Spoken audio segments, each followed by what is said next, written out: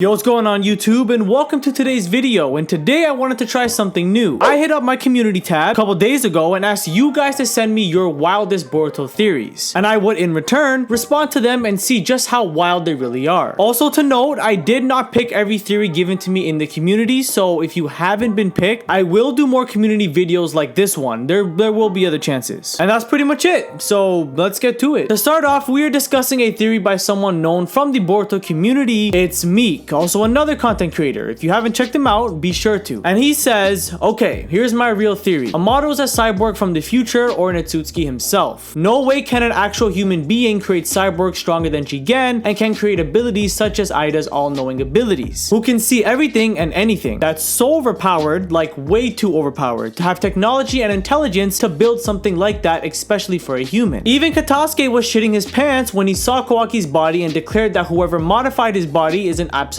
genius. Also, every time we get info on the Otsutsuki clan, it comes straight from Amado. He knows way too much for a human. I think at this point it's very obvious Amado knows more than he's telling. Even things like how he mentions the Otsutsuki planet. And I get at the time Amado was Jigen's most trusted man, but I highly doubt Jigen told him that much just because he liked them more than the others. Like, this is the thing about the Kara organization. Jigen promised to give them each a wish at the expense of Kawaki's life, being the vessel and whatnot. But if Jigen's plan was to suck the entire planet dry and harvest a chakra fruit in order to become an Otsutsuki god, wouldn't that mean the other Kara members would cease to exist? So in reality, Jigen didn't really give a shit about Amado like that. So why would he tell him so much unnecessary information if he was going to kill him anyways? There actually is a lot to Amado we just don't know about, and if he does end up being an Otsutsuki, maybe one of the Otsutsuki markings from chapter 35 that were destroyed, it could make some sense. The Byakugo seal is related to the karma. Since the Otsutsuki takes over you when you have low chakra level, then it's possible that someone created the Byakugo seal to counter the karma stage 2 directly, since its main use is to store chakra in it for you to use later on. That's actually a really good point. I made a video already discussing the possible connection between the Byakugo seal and karma seal, but never gave an accurate detailed theory on what it was because I simply didn't know. But I did figure that the Byakugo was possibly the counter to karma, and maybe it's how Boruto completely stops the Otsutsuki process between him and Momoshiki, but this was to be debunked recently because instead Kishimoto brought in medicine. But I like the resemblances and differences you brought in that statement. However, there is a lot more to it than we think, and I'm surprised honestly after the Ishiki battle that this topic hasn't been covered before the time skip. Once Boruto unlocks his jogan, there will be a connection between him and toneri, then he'll teleport to the moon. Assuming you mean fully unlocks it and is able to utilize its powers properly, then yes, this is something that is likely. Urashiki used a time freeze ability in order to trap toneri for over 10,000 years, I believe. Due to the toneri and Boruto connection, it just kind of makes sense that if anyone had to release him, that it would be Boruto, or Boruto would be there at least to meet toneri, since he hypothetically could be a big hand in the cyborg slash Otsutsuki versus ninjas battle to come. Code and Eida attack the village at some point and kill Naruto, Sasuke, Hinata, Himawari, and other people that Boruto and Kawaki care about. In the aftermath, Boruto and Kawaki curse the very world and go on a mission to destroy the world together. They kill village after village and eventually kill the Otsutsuki king. Then the reason that they fight is that Kawaki wants to completely destroy the world and Boruto wants to rebuild it. That's why Boruto says, I didn't think you'd go this far, Kawaki, because he didn't think that Kawaki would want to end humanity. It would also make sense as to why they both say in the opening scene, the age of shinobi is over. Boruto wants to create a shinobi-less world, while Kawaki wants to completely destroy it. The only flaw would be that Boruto's I'm still a shinobi line wouldn't make sense. I mean, yeah, this is very unlikely, but hey, everyone to their own. Theorize whatever you want. I will say though, it doesn't really make sense for Boruto and Kawaki to suddenly destroy every village and rebuild it just because their parents died, and then Boruto to decide to save humanity when he's already gone so far to basically help Code and Eida with their work, because at that point he might as well actually just end humanity. Interesting theory though. 1010 will reveal, oh my goodness, here we go. 1010 will reveal that she possesses the Rinnegan, then proceed to travel to the dimension Kaguya is in, and finally she will obtain Kaguya's karma.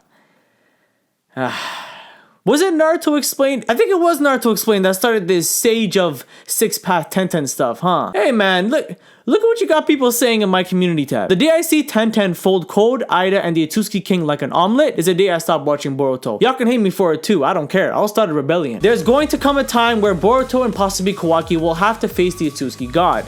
Face as in talk to it, maybe not fight it. Also, this next one is just for fun. Maybe Samurai 8 and Naruto are both from the same universe. That would be awesome. In all honesty, I really like this theory and I support it 100%. Obviously, as a shonen, it's unlikely that Boruto and Kawaki won't fight the Otsutsuki King, but if that's not what happens, and we do get some legendary dialogue between ideologies, that would honestly, in my opinion, save the Otsutsuki clan for me. I'm not the biggest fan of them, just because I feel like they lack any interesting motivation for me to care about them. Ishiki and Momoshiki literally just want to get strong to rule the universe. Then what, right? But if the Otsutsuki King brings in an ulterior motive that's actually interesting and compelling, then yes, I'd be all for it. And as for the reference, honestly, with the direction Boruto's story is starting to head into, where you got casual dimension hopping, Toneri being frozen on the moon, the unexplained Otsutsuki planet, I don't see Kishimoto not adding in some references from Samurai 8, seeing as how it had a very galactical setting. And even then, new characters from Boruto could be named after past Samurai 8 characters, so yeah, who knows? Boruto is the antagonist in the future. In my opinion, this is highly likely. Yeah, I think this is definitely the most anticipating backed up theory. And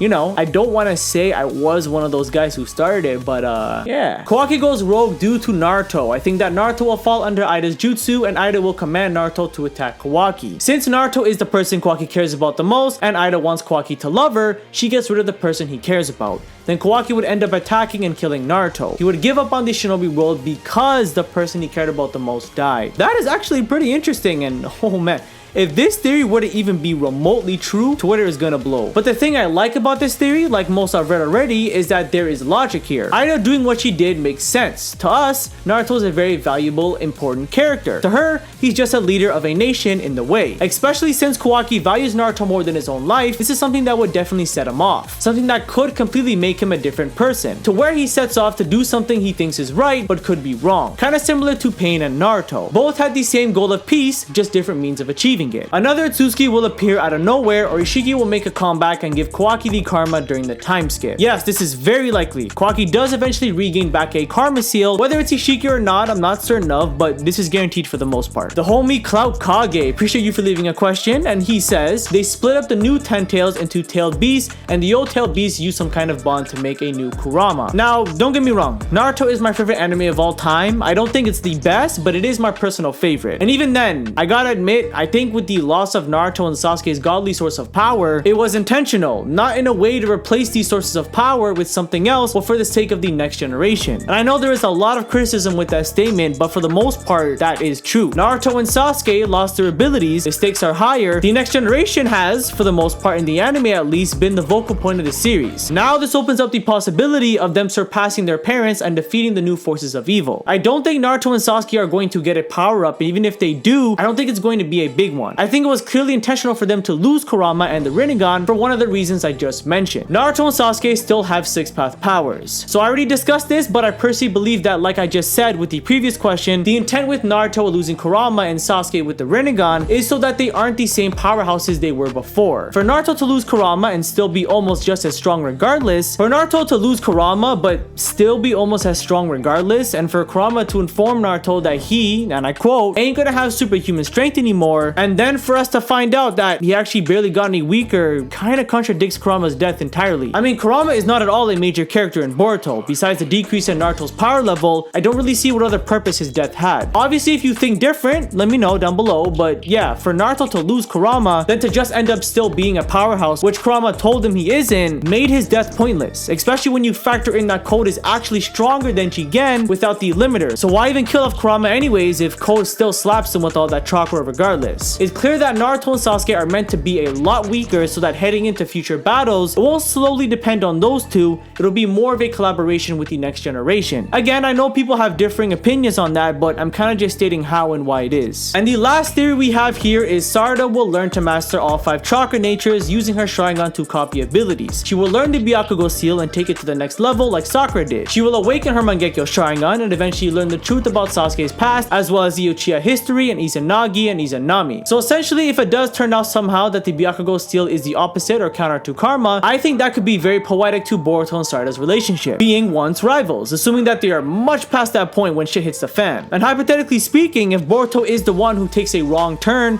Sarada could be the only light and hope left for Boruto, having the Byakugo seal that could help him out. In Boruto Ending 8, there was one scene where Boruto was lying down crying, and the person who grabs his hand in glowing white is sarada, which in return could also help spark their possible future relationship. Far-fetched, maybe, but I think that'd be pretty cool. As for the Uchiha clan, I think that is inevitable. I don't see Sasuke dying until he reveals the secret of the clan to her. That is definitely one of the most needed moments in the series, just like Kashi and Koji meeting Naruto. Both are highly desirable interactions, and I hope it's important enough to feature in the manga, but who knows? For this video at least, that's probably gonna do it. I'm sorry to those theories I didn't pick, but I personally enjoyed trying something new on the channel. That in a way helps me interact with you guys. If you enjoyed this video especially, be sure to let me know and I will happily continue doing more community videos if that's what people want. This has been your boy Chosen, and I'll catch you on the next one.